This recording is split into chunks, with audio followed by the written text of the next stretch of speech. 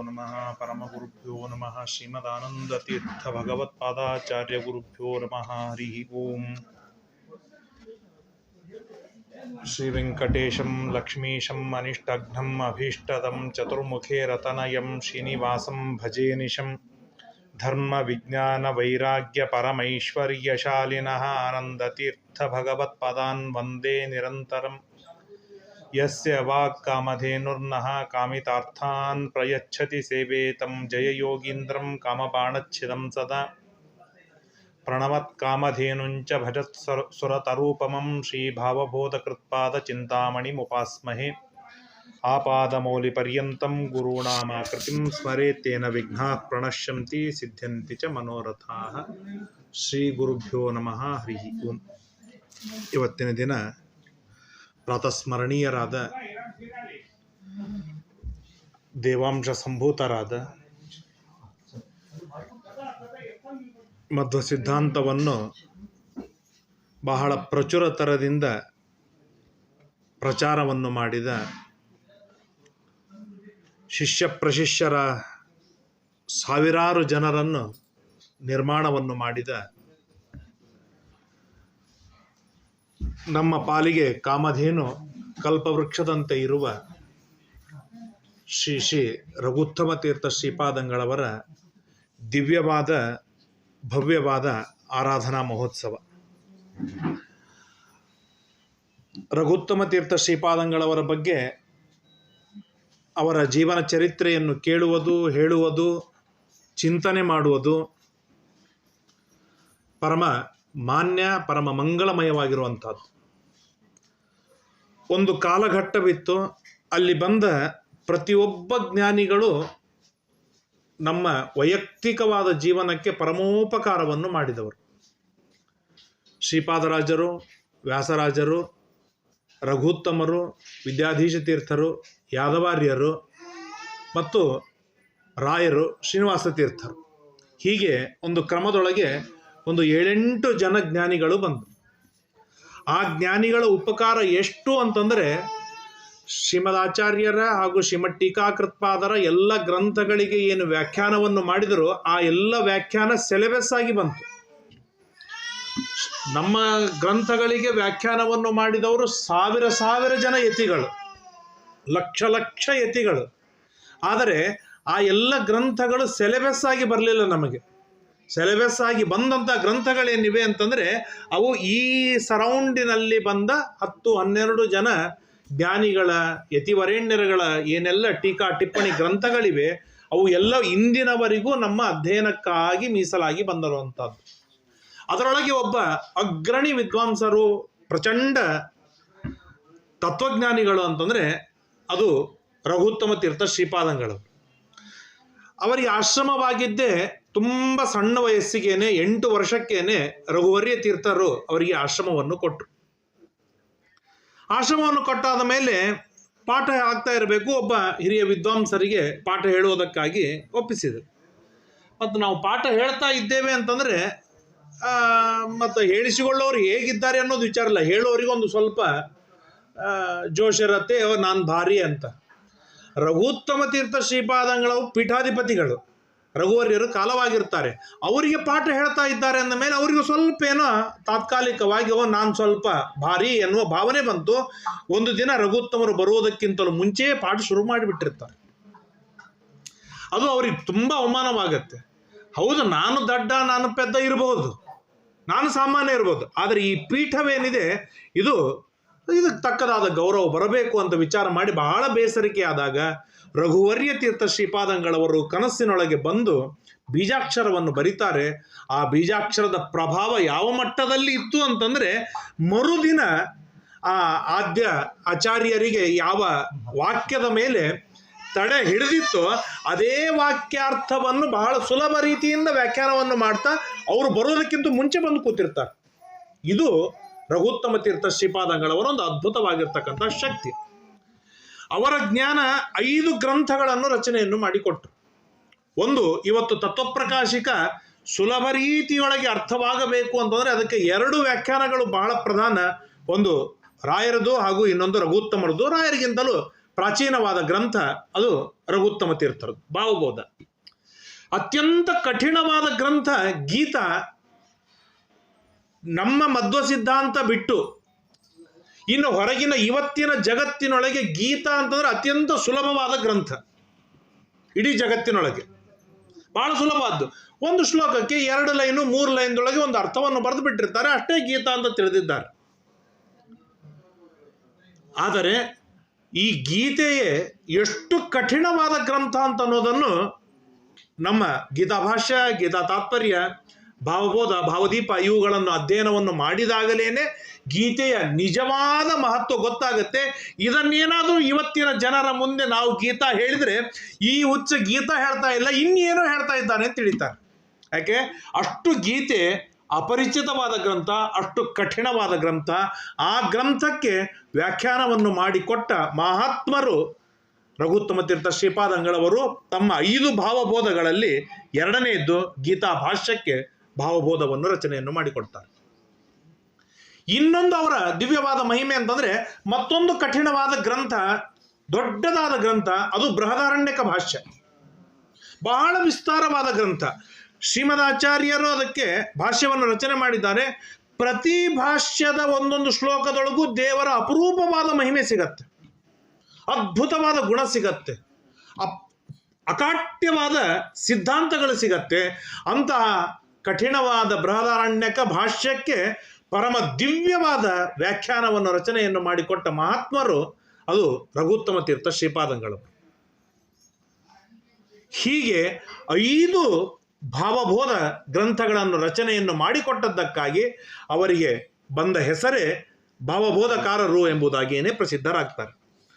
ಅವರ ಮಹಿಮೆಯನ್ನು ಹೇಳಬೇಕು ಅಂತಂದರೆ ಎಷ್ಟು ಅದ್ಭುತವಾದದ್ದು ಅಂತಂದರೆ, ಸಾಮಾನ್ಯವಾಗಿ ನಮ್ಮ ಗಲಗಲಿ ಆಚಾರ್ಯ ಹೇಳ್ತಿದ್ರು, ಯಾವಾಗಲೂ ನಮ್ಮ ಆಚಾರ ನೆನೆಸ್ಕೊಂಡಾಗ ಹೇಳ್ತಿದ್ರು, ನಮ್ಮ ಆಚಾರ ನೆನಪಾದಾಗೊಮ್ಮೆ ಹೇಳ್ತಿದ್ರು. ಏನು ಅಂತಂದರೆ, ನಿಮ್ಮ ಹಿರಿಯ ಆಚಾರ್ಯರು ದೊಡ್ಡ ಕೆಲಸ ಏನು ಮಾಡಿದ್ರು ಅಂದರೆ ತಮ್ಮ ಮಗನನ್ನು ಪಂಡಿತನನ್ನಾಗಿ ಮಾಡಿದರು. ಇದು ಆಗಿನ ಕಾಲದ ಯಾವ ಪಂಡಿತರಿಂದಲೂ ಆಗಲಿಲ್ಲ. ಯಾಕೆ ಅಂತಂದರೆ ಊಟ ಮಾಡೋದಕ್ಕೆ ಗತಿ ಇರಲಿಲ್ಲ. ನಮ್ಮ ಪಂಡಿತರು, ನಮ್ಮ ಹಿರಿಯರೇನು ಸಾಮಾನ್ಯರಲ್ಲ, ತುಸಲ್ಲ, ಪ್ರಚಂಡ ವಿದ್ವಾಂಸರು. ಆದರೆ ತಮ್ಮ ನೆಕ್ಸ್ಟ್ ಜನರೇಷನ್ನನ್ನು ಈ ವೃತ್ತಿಯೊಳಗೆ ಇಡುವುದಕ್ಕೆ ಅವರು ಮನಸ್ಸು ಮಾಡಲಿಲ್ಲ. ಯಾಕೆ ಅಂತಂದರೆ ಅವತ್ತು ಒಂದು ತುತ್ತಿನ ಅನ್ನಕ್ಕೆ ಬಹಳ ಕಷ್ಟ ಇತ್ತು. ಅವರು 1 ರೂಪಾಯಿ ದುಡ್ಕೊಂಡು ಚಿಂತಿಲ್ಲ, ಹೊರಗೆ ಹೋಗಲಿ ಎನ್ನುವ ಕಾನ್ಸೆಪ್ಟಿನೊಳಗೆ ಬೆಳೀತು ಅಂತೇಳಿ. ಈ ತರಹದ ಪ್ರಸಂಗ ಯಾವ ವಿದ್ವಾಂಸರ ನೆಕ್ಸ್ಟ್ ಜನರೇಷನ್ ಹೆಚ್ಚು ಕಡಿಮೆ ನಾನು ಕಷ್ಟವನ್ನು ಅನುಭವಿಸಬಾರ್ದು ಅಂತೇಳಿ ಅವರನ್ನು ಲೌಕಿಕರನ್ನಾಗೇನೇ ತಯಾರು ಮಾಡಿದರು. ಇಂತಹ ಪ್ರಸಂಗದೊಳಗೆ ರಘುತ್ತಮ ತೀರ್ಥ ಶ್ರೀಪಾದಂಗಳವರು ಏನು ಮಾಡಿದರು ಅಂತಂದರೆ, ಅವರ ಶಿಷ್ಯರು ವಿದ್ವಾಂಸರಾದರು, ಅವರ ಶಿಷ್ಯರು ವಿದ್ವಾಂಸರಾದರು, ಅವರ ಶಿಷ್ಯರು ವಿದ್ವಾಂಸರಾದರು. ಹೀಗೆ ಆ ವಿದ್ವಾಂಸರ ಒಂದು ದೊಡ್ಡದಾದ ಸರಪಳಿಯನ್ನೇ ನಿರ್ಮಾಣವನ್ನು ಮಾಡ್ತಾರೆ. ಯತ್ ಶಿಷ್ಯ ಶಿಷ್ಯ ಶಿಷ್ಯಾದ್ಯಾಹ ಟಿಪ್ಪಣ್ಯಾಚಾರ್ಯ ಸಂಹಿತಾ. ಒಬ್ಬೊಬ್ಬ ವಿದ್ವಾಂಸರು ಪ್ರಚಂಡರು. ಆ ರಘುತ್ತಮ ತೀರ್ಥ ಶ್ರೀಪಾದಂಗಳವರ ಒಬ್ಬ ಶಿಷ್ಯರು ವೇದೇಶ ತೀರ್ಥರು. ಆ ವೇದೇಶ ತೀರ್ಥರ ಶಿಷ್ಯರು ಯಾದವಾರ್ಯರು. ಆ ಯಾದವಾರ್ಯರ ಶಿಷ್ಯರು ಶ್ರೀನಿವಾಸ ತೀರ್ಥರು. ಆ ಶ್ರೀನಿವಾಸ ತೀರ್ಥರು ದೊಡ್ಡದಾಗಿರ್ತಕ್ಕಂಥ ಪ್ರಪಂಚ ಬೆಳೀತಾ ಹೋಗುತ್ತೆ. ನ್ಯಾಯಾಮೃತಕ್ಕೆ ಖಂಡನ ಬಂದಾಗ ಇದೇ ರಘುತ್ತಮ ತೀರ್ಥ ಶ್ರೀಪಾದಂಗಳವರ ಶಿಷ್ಯರೇ ಪಾಂಡುರಂಗಿ ಆಚಾರ್ಯರು ಅದಕ್ಕೆ ಅದು ಮಂಡನವನ್ನು ಬಡಿತಾರೆ. ಆ ಒಂದು ಪರಂಪರೆ ದೊಡ್ಡದಾಗಿ ಬೆಳೀತಾ ಹೋಗುತ್ತೆ. ಈಚೆ ವೇದವ್ಯಾಸ ತೀರ್ಥರು, ಅವರ ಶಿಷ್ಯರು ವಿದ್ಯಾಧೀಶರು, ಅವರ ಶಿಷ್ಯರು, ಹೀಗೆ ದೊಡ್ಡದಾಗಿರ್ತಕ್ಕಂಥ ಪ್ರಪಂಚ ಬೆಳೀತಾ ಹೋಗುತ್ತೆ. ಆ ರಘುತ್ತಮ ತೀರ್ಥ ಶ್ರೀಪಾದಂಗಳವರಲ್ಲಿ ಏನಂತಾರೆ, ಅಡಿಗೆ ಮಾಡೋದಕ್ಕಾಗಿ ಇರ್ತಾರೆ. ಆ ಅಡಿಗೆ ಮಾಡುವನು ನಿತ್ಯ ಅಡಿಗೆ ಮಾಡಬೇಕು, ಊಟಕ್ಕೆ ಹಾಕಬೇಕು. ಒಂದು ದಿವಸ ಕಣ್ಣೀರು ಇಡ್ತಾ ನಿಂತಿರ್ತಾನೆ. ಯಾಕಂತಂದ್ರೆ ನಂದು ಇಡೀ ಜೀವನ ಇದೇ ಕೆಲಸ ಏನ್ರಿ, ನಂದು ಅಡಿಗೆ ಮಾಡಿ ಹಾಕೋದೇನು ಅಂತ ಹೇಳಿದಾಗ ಅವರ ಮೇಲೆ ವಿಶೇಷವಾಗಿ ಅನುಗ್ರಹವನ್ನು ಮಾಡಿದ್ದಕ್ಕಾಗಿ ಆ ಅನುಗ್ರಹ ಅಂದರೆ 20-30 ವರ್ಷ ಅಡಿಗೆ ಮಾಡಿದ ಪುಣ್ಯಾತ್ಮ.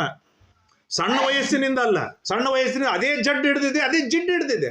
ಅಂತಹ ಪುಣ್ಯಾತ್ಮ ಅಪ್ರತಿಮವಾದ ಗ್ರಂಥಕಾರರಾಗುವಂತೆ ಏನಂತಾರೆ, ಅವರು ಸಿದ್ಧ ಪುರುಷರಾಗ್ತಾರೆ. ಏನು ಅಂತಂದರೆ ಇದು ರಘುತ್ತಮ ತೀರ್ಥ ಶ್ರೀಪಾದಂಗಳವರ ಒಂದು ದಿವ್ಯವಾದ ಅನುಗ್ರಹದ ತಪಸ್ಸಿನ ವೈಭವವಿದೆ. ಅವರನ್ನು ಕುರಿತು ಕೊಂಡಾಡ್ತಾ ಇರುವಾಗ ನಮ್ಮ ಪರಮ ಗುರುಗಳು ಬಹಳ ಸುಂದರವಾಗಿ ಈ ಎಲ್ಲ ಮಹಿಮೆ ಅವರಲ್ಲಿ ಹೇಗೆ ಬಂತು ಎನ್ನುವುದಕ್ಕೆ ಒಂದು ಶ್ಲೋಕದೊಳಗೆ ಬಹಳ ಸುಂದರವಾದ ಸಂಗ್ರಹವನ್ನು ಮಾಡ್ತಾರೆ.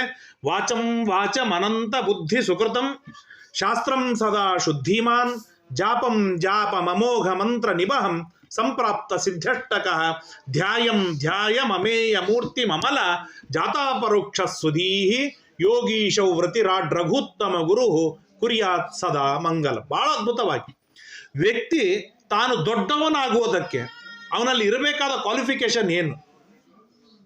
ಮೊಟ್ಟ ಮೊದಲನೇದು ತನ್ನ ಮಾತು ಮೊದಲು ಮಾಡಿ ಎಲ್ಲ ಇಂದ್ರಿಯಗಳಿಂದ ದೇವರ ಸ್ಮರಣೆ ಬರ್ತಾ ಇರಬೇಕು, ಅವನು ದೊಡ್ಡವನಾಗ್ತಾನೆ, ದೊಡ್ಡ ಸ್ಥಾನದಲ್ಲೇನೆ ಇರ್ತಾನೆ. ಎರಡನೇದು ಶ್ರೀಮದಾಚಾರ್ಯರ ಒಂದು ವಿಶಿಷ್ಟವಾದ ತತ್ವಜ್ಞಾನ ಏನಿದೆ ಅಪ್ರತಿಮ ರೀತಿಯೊಳಗೆ ಬರ್ತಿರಬೇಕು, ಅವನು ಒಂದು ಮಾನ್ಯ ಸ್ಥಾನದೊಳಗಿರ್ತಾನೆ. ಇದು ಎರಡನೇದು. ಮೂರನೇದ್ದು ಶ್ರೀಮದಾಚಾರ್ಯರು ಉಪದೇಶ ಮಾಡಿದ, ಶ್ರೀಮದಾಚಾರ್ಯರು ತಾವು 70 ಕೋಟಿ ಮಹಾಮಂತ್ರಗಳನ್ನು ಜಪ ಮಾಡಿ ಸಿದ್ಧ ಮಾಡಿಕೊಂಡು ನಮಗಾಗಿ ಮೀಸಲಾಗಿ ಕೊಟ್ಟ ಏನು ಕೆಲವು 72 ಮಹಾಮಂತ್ರಗಳಿವೆ, ಅದರಲ್ಲಿ ಅನೇಕ ಮಂತ್ರಗಳನ್ನು ಉಪದೇಶವನ್ನು ನಮ್ಮ ಗುರುಗಳು ನಮ್ಮ ಯೋಗ್ಯತಾನುಸಾರವಾಗಿ ಪಡೆದಂತೆ ಅವುಗಳನ್ನು ಯಾರು ಸಿದ್ಧಿ ಪಡೆದುಕೊಂಡಿದ್ದಾರೆ ಅವನು ಜಗತ್ತಿನೊಳಗೆ ಮಾನ್ಯ ಸ್ಥಾನದೊಳಗಿರ್ತಾನೆ. ಕೊನೆಗೆ ಅಲ್ಟಿಮೇಟ್ ಆಗಿ ಯಾರು ದೇವರ ಧ್ಯಾನದೊಳಗೆ ತತ್ವಜ್ಞಾನವನ್ನು ಅಪರೋಕ್ಷ ಜ್ಞಾನವನ್ನು ಪಡಿತಾನೆ ಅವನು ಮಹೋನ್ನತ ಸ್ಥಾನದೊಳಗಿರ್ತಾನೆ. ಈ ಮಹೋನ್ನತ ಸ್ಥಾನಕ್ಕೆ ಹೋಗೋದಕ್ಕೆ ಬೇಸಿಕ್ ಆದ ಮುಖ್ಯವಾದಂತಹದ್ದು ಇವು 4 ಅಂಶಗಳು. ಈ 4 ಅಂಶಗಳು ರಘುತ್ತಮ ತೀರ್ಥ ಶ್ರೀಪಾದಂಗಳವರಲ್ಲಿ ಬಹಳ ಉನ್ನತ ಮಟ್ಟದಲ್ಲಿ ಇತ್ತು. ಹೇಳ್ತಾರೆ, ವಾಚಂ ವಾಚಮನಂತ ಬುದ್ಧಿ ಸುಕೃತಂ. ಅನಂತ ಬುದ್ಧಿಯ ಅಪ್ರತಿಮವಾದ ಪರಿಪೂರ್ಣವಾದ ಬುದ್ಧಿಯುಳ್ಳವರು ಯಾರು? ಪೂರ್ಣಪ್ರಜ್ಞರು, ಶ್ರೀಮದಾಚಾರ್ಯರು. ಆ ಶ್ರೀಮದಾಚಾರ್ಯರು ರಚನೆ ಮಾಡಲ್ಪಟ್ಟಿರ್ತಕ್ಕಂಥ ಏನೆಲ್ಲ ಗ್ರಂಥಗಳಿವೆ ಆ ಗ್ರಂಥಗಳೇ ರಘುತ್ತಮ ತೀರ್ಥ ಶ್ರೀಪಾದಂಗಳವರ ನಾಲಿಗೆ ಮೇಲೆ ಕುಣಿದಾಡ್ತಾ ಇತ್ತು ಅಂತ. ಬೇರೆ ಏನು ಬರ್ತಿದ್ದಿಲ್ಲ. ಆಗಿನ ಕಾಲದ ಎಲ್ಲ ಮಹಾತ್ಮರು ಹೀಗೆ ಇದ್ರು. ನಮ್ಮ ರಾಯರ ಜೀವನ ಚರಿತ್ರೆಯಲ್ಲೂ ಈ ಮಾತನ್ನು ಹೇಳ್ತಾರೆ. ಎಷ್ಟು ಅದ್ಭುತವಾದ ಕೌಶಲವಿತ್ತು ರಾಯರಿಗೆ ಅಂತಂದ್ರೆ, ಇವತ್ತು ನಮ್ಮ ಮೊಬೈಲ್ ಸವಿತವೆ, ನಮ್ಮ ಮೊಣಕಾಲು ಸವಿತದೆ, ನಮ್ಮ ಬೆನ್ನಿನ ಮೂಳೆ ಸವಿತದೆ, ಇನ್ನೇನೇನೇನೋ ಸವಿತವೆ. ಸೋದೋದಕ್ಕಾಗಿ ನಾವು ಅನೇಕ ಕಷ್ಟಗಳನ್ನು ಪಡ್ತೀವಿ. ಹಾಗಾದ್ರೆ ರಾಯರು ತಮ್ಮ ಜೀವನದೊಳಗೆ ಏನು ಸವಿಸಿದ್ರು ಅಂತ ಕೇಳಿದ್ರೆ, ನಾವು ನಿತ್ಯ ಪಾರಾಯಣವನ್ನು ಮಾಡುವ ನಮ್ಮೆಲ್ಲರ ನಾಲಿಗೆ ಮೇಲೆ ಇರುವಂತಹ ಶ್ಲೋಕ ಏನು ಅಂತಂದ್ರೆ, ರಾಯರು ದೇವರ ಪಾದಾರವಿಂದಗಳನ್ನು ಕೊಂಡಾಡ್ತಾ ಕೊಂಡಾಡ್ತಾ ಕೊಂಡಾಡ್ತಾ ವಾಕ್ಯಾರ್ಥ ಮಾಡ್ತಾ ಪಾಠ ಪ್ರವಚನವನ್ನು ಮಾಡ್ತಾ ಇರೋಣದ್ರಿಂದ ಏನಾಗಿತ್ತು ಅಂತಂದ್ರೆ, ಜೀರ್ಣವಾಚ ತದ್ದರ್ಶನಂ ದುರಿತ ಕಾನನದ ಅವಭೂತಂ. ಬೇರೆ ನಾಲಿಗೆ ಸೌದೋಗಿತ್ತಂತವ್ರು. ಯಾಕೆಂತಂದ್ರೆ ಆಗಿನ ಕಾಲದ ಮಹಾತ್ಮರೇ ಹಾಗಿದ್ದರು. ಹಾಗಾಗಿ ರಾಯರಿಗಿಂತಲೂ ಪೂರ್ವದವರು ಇವರು. ಇನ್ನೂ ವಿಶಿಷ್ಟವಾದ ಸಾಮರ್ಥ್ಯ ಉಳ್ಳವರು. ಎಷ್ಟು ಅದ್ಭುತವಾದ ಸಾಮರ್ಥ್ಯವಿತ್ತು ಅಂತಂದ್ರೆ, ಅಖಂಡವಾಗಿ ಅವರ ಶ್ರೀಮದಾಚಾರ್ಯರ ಗ್ರಂಥಗಳು ವಾಚಂ ವಾಚ, ಪ್ರತಿ ಮಾತಿನೊಳಗೂ ಕೂಡ ಶ್ರೀಮದಾಚಾರ್ಯರ ಗ್ರಂಥಗಳಿತ್ತು. ಇದು ಉಪಲಕ್ಷಣೆಯ. ಅವರ ಕಣ್ಣೋಟ ಶ್ರೀಮದಾಚಾರ್ಯರ ಗ್ರಂಥಗಳನ್ನೇ ನೋಡುವುದು.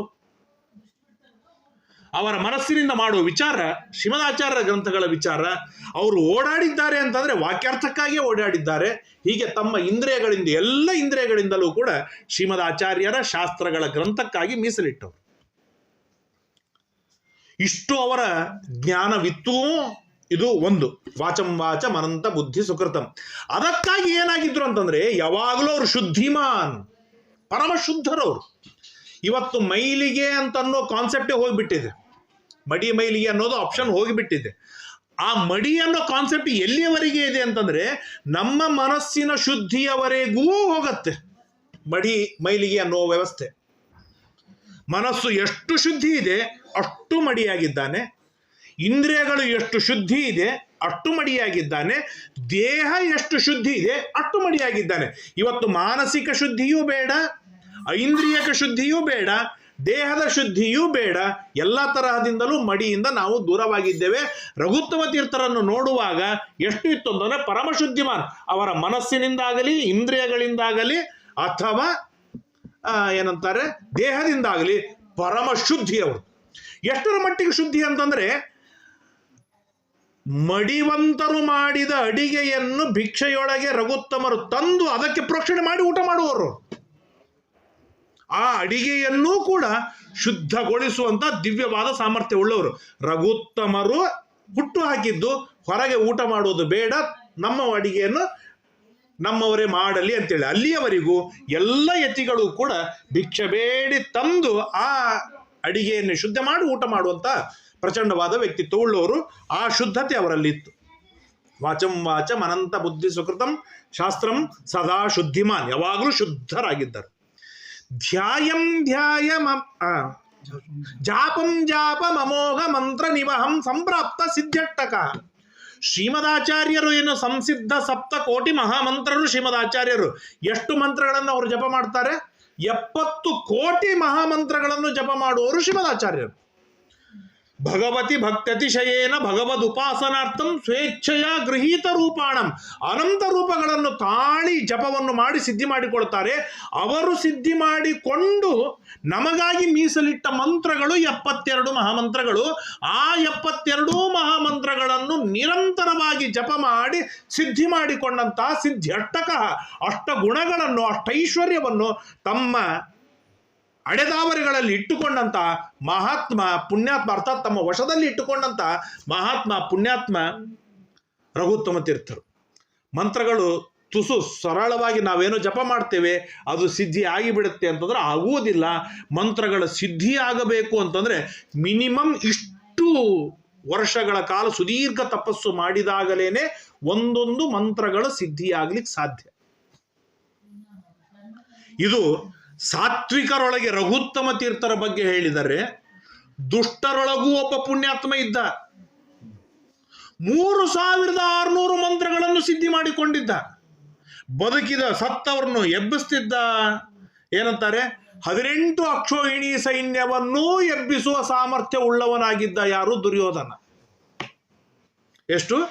18 ಅಕ್ಷೋಹಿಣಿ ಸೈನ್ಯವನ್ನು ಮತ್ತೆ ಬದುಕಿಸುವಷ್ಟು ಸಾಮರ್ಥ್ಯ ಪಡೆದಿದ್ದ. ಹೇಗೆ ಅಂತಂದ್ರೆ ಈ ಮಂತ್ರಗಳ ಸಿದ್ಧಿಯಿಂದ. ಅಷ್ಟು ದಿವ್ಯವಾಗಿರ್ತಕ್ಕಂಥ ಮಂತ್ರದ ಶಕ್ತಿ ಇದೆ, ಮಂತ್ರದ ಪ್ರಭಾವ ಇದೆ. ನಾವು ಗೋಪಾಲದಾಸರ ಜೀವನ ಚರಿತ್ರೆಯಲ್ಲಿ, ಎಲ್ಲ ಯತಿಗಳ ಜ್ಞಾನಿಗಳ ಜೀವನ ಚರಿತ್ರೆಯಲ್ಲಿ ಕೇಳ್ತೇವೆ.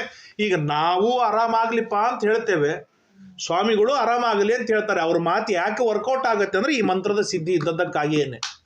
ಹಾಗಾಗಿ ರಘುತ್ತಮ ತೀರ್ಥರು ತಮ್ಮ ಜೀವನದೊಳಗೆ 2ನೇ ಮೈಲಿಗಲ್ಲು ಏನು ಅಂತಂದ್ರೆ ಅದ್ಭುತವಾದ ಮಂತ್ರಗಳ ಸಿದ್ಧಿಯನ್ನು ಪಡೆದುಕೊಂಡವರಾಗಿದ್ದರು. ಧ್ಯಾಯಂ ಧ್ಯಾಯ ಮಮೇಯ ಮೂರ್ತಿ ಮಮಲ. ಇನ್ನು 3ನೇದ್ದು ಅವರ ತಮ್ಮ ಉಪಾಸ್ಯ ಮೂರ್ತಿ ಏನಿದ್ದಾನೆ. ಈಗ ಒಂದು ಕಡೆಗೆ ತತ್ವಜ್ಞಾನ ಬಂದಿದೆ, ಇನ್ನೊಂದು ಕಡೆಗೆ ಶಾಸ್ತ್ರಜ್ಞಾನವಿದೆ, ಇನ್ನೊಂದು ಕಡೆಗೆ ಶುದ್ಧಿ ಸದಾಚಾರ ಅತ್ಯಂತ ಅದ್ಭುತವಾದ ಮಡಿ ಇದೆ. ನಿರಂತರವಾಗಿ ಜಪ ತಪಾನುಷ್ಠಾನಗಳನ್ನು ಮಾಡ್ತಾರೆ.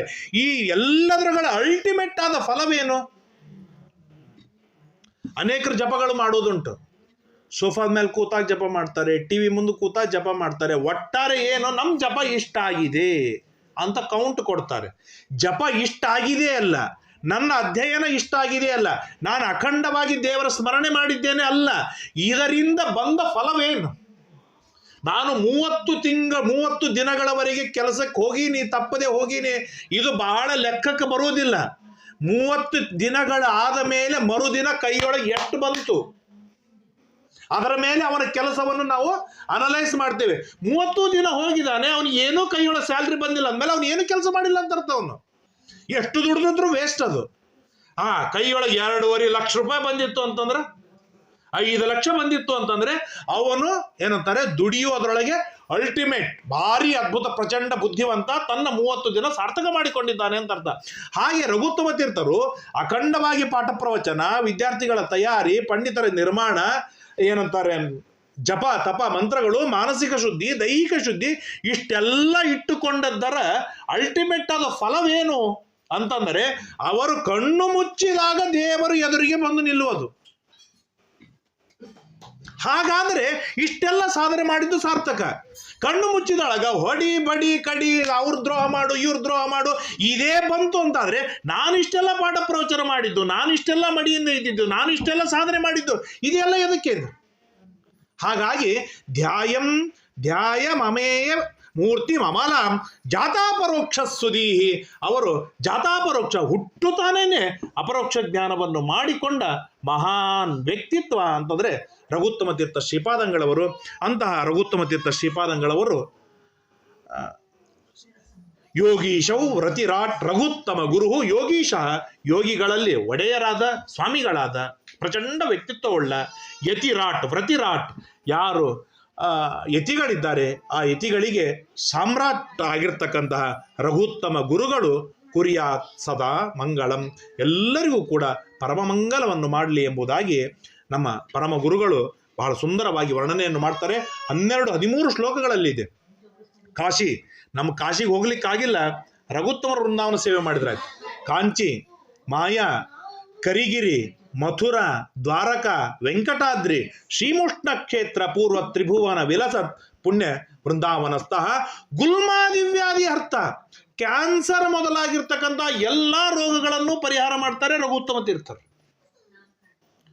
ನಮಗೆ ಮನುಷ್ಯರಿಗೆ, ಭಕ್ತಿ ಮಾಡುವ ಮನುಷ್ಯರಿಗೆ, ಜ್ಞಾನವಿದ್ದ ಮನುಷ್ಯರಿಗೆ ರೋಗಗಳ ಪರಿಹಾರ ಮಾಡೋದಲ್ಲ, ಇವತ್ತಿಗೂ ಕೂಡ ಆ ಊರಿನೊಳಗೆ ದನಗಳಿಗೆ ಏನಾದರೂ ಸಮಸ್ಯೆ ಆದರೆ, ಕೋಣ ಎಮ್ಮೆಗಳಿಗೆ ಸಮಸ್ಯೆ ಆದರೆ ರಘುತ್ತಮರ ವೃಂದಾವನ ಮುಂದೆ ಎಳ್ಕೊಂಡು ಬರ್ತಾರೆ. ಅವರು ವೃಂದಾವನಕ್ಕೆ ಅಭಿಷೇಕ ಮಾಡಿದ ನೀರನ್ನು ಗೊಜ್ಜುತ್ತಾರೆ. ಎಲ್ಲ ದನ ಕರುಗಳಿಗೆ ಆರಾಮಾಯ್ತು ಅಂತ ಕರ್ಕೊಂಡು ಹೋಗ್ತಾರೆ, ಆರಾಮಾಗತ್ತೆ. ಇದು ನಮ್ಮ ಜನ ಅಲ್ಲ, ಅಲ್ಲಿ ಊರಿನ ಜನ ತಮ್ಮ ಬೈಕು, ಗಾಡಿ, ಕಾರುಗಳಿಗೆ ಆ ನೀರನ್ನು ನಿತ್ಯ ಪ್ರೋಕ್ಷಣೆ ಮಾಡಿಕೊಂಡು ಹೋಗ್ತಾರೆ. ಗುಲ್ಮ ದಿವ್ಯಾದಿ ಹರ್ತ, ಗ್ರಹ ಜನಿತ ಮಹಾಭೀತಿ ವಿಧ್ವಂಸಕರ್ತ. ಅನೇಕರಿಗೆ ಗ್ರಹ ಪೀಡೆ ಇರುತ್ತೆ, ಭೂತಪ್ರೇತಗಳ ಪೀಡೆ ಇರುತ್ತೆ, ತಿನ್ನಲಿಕ್ಕೆ ಉಣ್ಲಿಕ್ಕೆ ಏನೋ ಮಾಡಿಸಿ ಹಾಕಿರ್ತಾರೆ. ಈ ತರಹದ ಏನೆಲ್ಲ ಸಮಸ್ಯೆಗಳಿವೆ, ಆ ಎಲ್ಲ ಸಮಸ್ಯೆಗಳು ಕೂಡ ಸಮಸ್ಯೆಗಳ ಭೀತಿ, ಭಯವನ್ನೇ ಪರಿಹಾರವನ್ನು ಮಾಡುವವರು ರಘುತ್ತಮ ತೀರ್ಥ ಶ್ರೀಪಾದಂಗಳವರು. ಅಂತಹ ರಘುತ್ತಮ ತೀರ್ಥರು ಎಲ್ಲರಿಗೂ ವಿಶೇಷವಾಗಿ ಅನುಗ್ರಹವನ್ನು ಮಾಡಲಿ ಎಂಬುದಾಗಿ ಪ್ರಾರ್ಥನೆಯನ್ನು ಮಾಡ್ತಾರೆ. ಇವತ್ತಿನ ದಿನ ಸುಯೋಗದಿಂದ ಅವರ ಆರಾಧನಾ ಮಹೋತ್ಸವವೂ ಕೂಡ ಒದಗಿ ಬಂದಿರೋದರಿಂದ ಯಥಾಮತಿ ಯಥಾಶಕ್ತಿ ಅವರ ಚಿಂತನೆಯನ್ನು, ಅವರ ಸ್ಮರಣೆಯನ್ನು ಮಾಡಿದೆ. ಆ ಗುರುಗಳು ವಿಶೇಷವಾಗಿ ಅನುಗ್ರಹವನ್ನು ಮಾಡಲಿ ಎಂಬುದಾಗಿ ಪ್ರಾರ್ಥನೆಯನ್ನು ಮಾಡ್ತಾ ನಾನು ಈ 4 ಮಾತುಗಳನ್ನು ಮುಕ್ತಾಯ ಮಾಡ್ತೇನೆ. ಹರಯೇ ನಮಃ. ಶ್ರೀಕೃಷ್ಣಾರ್ಪಣಮಸ್ತು. ಯಸ್ಸರ್ವಗುಣ ಸಂಪೂರ್ಣ ಸರ್ವದೋಷ ವಿವರ್ಜಿತ ಪ್ರಿಯತಾಂ ಪ್ರೀತ ಏವಾಲಂ ವಿಷ್ಣುರ್ಮೇ ಪರಮಸ್ಸರತ ಅನೇನ ಭಾವಿ ಯತ್ಪುಣ್ಯಂ ತದಾಪ್ನೋತು ಗುರುರ್ನಮ. ಶ್ರೀಕೃಷ್ಣಾರ್ಪಣಮಸ್ತು. ವಿಶೇಷವಾಗಿ ನಮ್ಮ ಅಜ್ಜಂದರಿಗೆ ಸಮರ ಆಗಬೇಕು. ಮಾಮ ಅವರ ಒಂದು ವಿಶೇಷವಾದ ಕಾಲದಿನ. ಪ್ರತಿ ವರ್ಷವೂ ಕೂಡ ವಿಶೇಷವಾಗಿ ಜ್ಞಾನಿಗಳು ಬರಬೇಕು, ವಿದ್ವಾಂಸರು ಬರಬೇಕು, ಬ್ರಾಹ್ಮಣರು ಬರಬೇಕು, ಊಟವಾಗಬೇಕು ಎನ್ನುವುದು ಒಂದು ವಿಶಿಷ್ಟವಾದ ಹಠ. ಇದು ಯಾರಿಗಾಗತ್ತೋ ಬಿಡುತ್ತೋ ಗೊತ್ತಿಲ್ಲ, ಆದರೆ ಸಂಜೀವಣ್ಣ ಮಾತ್ರ ಅತ್ಯಂತ ಹಠ ಹಿಡಿದು ಎಲ್ಲರನ್ನು ಕರೆಸಿ ಅತ್ಯಂತ ವೈಭವದಿಂದ ಮನೆ ಜನನೂ ಬರಬೇಕು, ಊರಿನ ಜನನೂ ಬರಬೇಕು, ಆಚಾರಗಳು ಬರಬೇಕು, ಬ್ರಾಹ್ಮಣರು ಬರಬೇಕು ಅಂತ ಹೇಳಿ ತುಂಬ ಹಠ ಮಾಡಿ ಎಷ್ಟು ಕಷ್ಟವಾಗಲಿ ಅದರ ಕಡೆಗೆ ಗಮನ ಕೊಡದೇನೆ ವಿಶೇಷ ರೀತಿಯಿಂದ ಪಿತೃಗಳ ಆರಾಧನೆಯನ್ನು ಮಾಡ್ತಾರೆ. ಇವತ್ತು ಯಾವ ಸಾಧನೆ ಬಹಳ ಬಂದಿದೋ ಇಲ್ಲೋ ಗೊತ್ತಿಲ್ಲ, ಆದರೆ ಮಹಾಭಾರತದೊಳಗೆ ಬಹಳ ವಿಶೇಷವಾಗಿ ಪಿತೃಗಳ ಆರಾಧನೆಯನ್ನು ಹೇಳ್ತಾರೆ. ಬಹಳ ವಿಶೇಷವಾಗಿ ಪಿತೃಗಳ ಆರಾಧನೆಯನ್ನು ಹೇಳ್ತಾರೆ. ಪಿತೃಗಳ ಆರಾಧನೆ ಸಂಕ್ಷೇಪ ಮಾಡಬೇಕು, ಅಸ್ತವ್ಯಸ್ತವಾಗಬಾರದು ಎನ್ನುವ ಕಾರಣಕ್ಕಾಗಿ. ಆದರೆ ಪಿತೃಗಳ ಆರಾಧನೆ ವಿಸ್ತಾರವಾಗಿಯೇ ಮಾಡಬೇಕು. ಯಾಕೆಂತಂದ್ರೆ ಬ್ರಾಹ್ಮಣರ ದಿವ್ಯವಾದ ಆಶೀರ್ವಾದವಾಗೋದಕ್ಕೆ. ಊಟ ಮಾಡಿದ ಬ್ರಾಹ್ಮಣ ಎಷ್ಟು ದೂರಿನವರೆಗೆ ಅವನ ತೇಗು ಕೇಳಿಸತ್ತೆ, ಅಷ್ಟು ಪರಮಾಣುಗಳವರೆಗೆ, ಅಷ್ಟು ಪರಮಾಣುಗಳ ವರ್ಷದ ಲೆಕ್ಕದೊಳಗೆ ಸ್ವರ್ಗದೊಳಗೆ ಸುಖವಾಗಿ ಇರ್ತಾರೆ ಪಿತೃಗಳು ಅಂತ ಹೇಳ್ತಾರೆ. ಆ ಪಿತೃಗಳು ಎಷ್ಟು ಸುಖವಾಗಿರ್ತಾರೆ ಅಷ್ಟು ವಂಶದ ಮೇಲೆ ದಿವ್ಯವಾದ ಅನುಗ್ರಹವಾಗುತ್ತೆ. ಹಾಗಾಗಿ ಅವನು ಚೆಲ್ತಾನೆ ಅಂತ ಹೇಳಿ ಕಡಿಮೆ ಹಾಕೋದಲ್ಲ, ಚೆಲ್ಲಿದ್ರೆ ಚೆಲ್ಲೋ ಮಾರಾಯ, ನಿನ್ನ ಡೇಗೇನಿದೆ, ಹೊಟ್ಟೆ ತುಂಬಿ ಬಂದ ಡೇಗೇನಿದೆ ಅದು ನಮಗೆ ಆದಷ್ಟು ಕಿಲೋಮೀಟರ್ವರೆಗೆ ಕೇಳಿಸ್ತಾ ಇರಲಿ. ಅಂದರೆ ಆ ಥರ ಅಷ್ಟು ಪುಣ್ಯದ ಲೋಭ ಇದ್ದವರು ವಿಶೇಷವಾಗಿ ಪಿತೃಗಳ ಆರಾಧನೆಯನ್ನು ಮಾಡಲಿಕ್ಕೆ ಉದ್ಯುಕ್ತರಾಗ್ತಾರೆ, ತೊಡಗುತ್ತಾರೆ. ಇನ್ನೊಂದು ಮಾತನ್ನು ಹೇಳ್ತಾರೆ, ಉಂಡ ಬ್ರಾಹ್ಮಣ ಬರೇ ತೇಗೋದಲ್ಲ, ತಾನು ತನ್ನ ಮನೆಗೆ ಹೋದಾಗ ಎಷ್ಟು ಮಾತಾಡ್ತಾನೆ, ಎಷ್ಟು ಒಳ್ಳೇದು ಮಾತಾಡ್ತಾನೆ, ಎಷ್ಟು ದಿನಗಳವರೆಗೆ ಮಾತನಾಡ್ತಾನೆ, ಅಷ್ಟು ಪಿತೃಗಳಿಗೆ ಬಹಳ ಸುಖವಾಗತ್ತೆ, ಮಂಗಳವಾಗತ್ತೆ ಎಂಬುದಾಗಿ ಹೇಳ್ತಾರೆ. ಹಾಗಾಗಿ ಇವತ್ತಿನ ಶ್ರಾದ್ದಗಳು, ನಮ್ಮ ತಂದೆ ಯಾವಾಗಲೂ ಹೇಳಬೇಕು, ಇವತ್ತಿನ ಶ್ರಾದ್ದಗಳು ಅಂತಂದರೆ ಮನೆಯೊಳಗೆ ಶ್ರಾದ್ದ ಮಾಡೋದು ಇವತ್ತು 99% ಅದು ಕಡಿಮೆ ಆಗಿಬಿಟ್ಟಿದೆ. ಅಂದರೆ ಮಾಡುವ ನಮ್ಮಂಥವರಿಗೂ ಕೂಡ ಆಲಸ್ಯರನ್ನಾಗಿ ಮಾಡಿಬಿಟ್ಟಿದೆ. ಈ ಮಠ ಮಂದಿರ ಗುಡಿ ಗುಂಡಾರಗಳಲ್ಲಿ ಹೋಗಿ ನಾವು ಶ್ರಾದ್ದ ಅನುಕೂಲವಿರುತ್ತೆ ಅಂಥೇಳಿ ಅಲ್ಲಿ ಮಾಡೋದಕ್ಕೆ ಮನೆಯೊಳಗಿನ ಕಷ್ಟ ಬೇಡ ಅಂತ ಹೇಳಿ ಮಂದಿಗೆ ಸುಖವಾಗಲಿ, ಅವರಿಗೆ ಕಷ್ಟಪಡೋದು ಬೇಡ, ನಮಗೂ ಸುಲಭವಾಗಿ ಆಗತ್ತೆ. ಅನುಕೂಲವಿದೆ ಅಂದಮೇಲೆ ಅಲ್ಲಿ ಹೋಗಿಬಿಟ್ರಾಯ್ತು ಅಂತ ಹೇಳಿ ನಾವೆಲ್ಲ ವಿಚಾರವನ್ನು ಮಾಡ್ತೇವೆ. ಅಂತ ಪ್ರಸಂಗದೊಳಗೂ ಕೂಡ ಮನೆ ಮಂದಿ ಕಷ್ಟ ಆಗತ್ತಾ? ಆಗಲಿ. 1000 ಕಷ್ಟ ಕೊಡ್ತೇವೆ, ಅವ್ರಿಗೆ ನಾವು ಸುಖವಾಗಿ ಇಡಲಿಕ್ಕೆ ಸಾಧ್ಯವಿಲ್ಲ. ಸ್ವರ್ಗದಲ್ಲಿರುವ ಹಾಗೆ ಮನೆ ಮಂದಿನ ನಾವು ಸುಖವಾಗಿಡ್ಲಿಕ್ಕೆ ಸಾಧ್ಯವಿಲ್ಲ. 99 ಕಷ್ಟಗಳು ಅವ್ರಿಗೆ ಇದ್ದೇ ಇದೆ. ಅಂದಮೇಲೆ ಶ್ರಾದ್ದದ ದಿನ ಊಟಕ್ಕೆ ಮಾಡಿ ಹಾಕೋದು ಇನ್ನೊಂದು ಕಷ್ಟ ಎಕ್ಸ್ಟ್ರಾ ಆದಿತ್ತು. ಆದರಾಗಲಿ, ಆದರೆ ಮನೆಯೊಳಗೆ ಶ್ರಾದ್ದವಾಗಲಿ, ಇದು ಬಹಳ ದೊಡ್ಡದಾಗಿರ್ತಕ್ಕಂಥ ಅಜೆಂಡಾ. ಅದರಿಂದ ತಲೆಮಾರುಗಳವರೆಗೂ ಕೂಡ ಸುಖವಾಗತ್ತೆ, ಸಮೃದ್ಧಿ ಆಗತ್ತೆ. ಆದ್ದರಿಂದಾಗಿ ನಮ್ಮವರಿಗೆ ಕಷ್ಟವಾಗತ್ತೆ ಎನ್ನುವ ಅಭಿಮಾನದಿಂದ ಸ್ವಲ್ಪ ದೂರಾಗಿ ಈ ತರಹದ ಕಾರ್ಯಕ್ರಮಗಳು ಆಯಿತು ಅಂತಾದರೆ ನಮ್ಮ ಮೊಮ್ಮಕ್ಕಳಿಗೆ ಒಂದು ತಲೆಯೊಳಗಿರ್ತದೆ, ನಮ್ಮ ಅಜ್ಜ ಆದರೂ ಮನೆಯೊಳಗೆ ಶ್ರಾದ್ದ ಮಾಡಿದ್ದ, ಹಾಗಾದ್ರೆ ನಾನು ಮಾಡಬೇಕು ಅಂತನ್ನೋದು. ಇಲ್ಲದೇ ಇದ್ದರೆ ಆ ಮನೆಯೊಳಗೆ ಶ್ರಾದ್ದ ಮಾಡಬೇಕು ಎನ್ನುವ ಒಂದು ಧರ್ಮಕ್ಕೆ ನಾವೇ ಫುಲ್ ಸ್ಟಾಪ್ ಕೊಟ್ಟಾಗೆ ಆಗತ್ತೆ.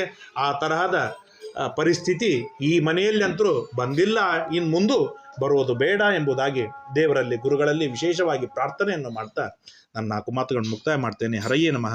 ಶ್ರೀಕೃಷ್ಣ ಅರ್ಪಣಮಸ್ತು.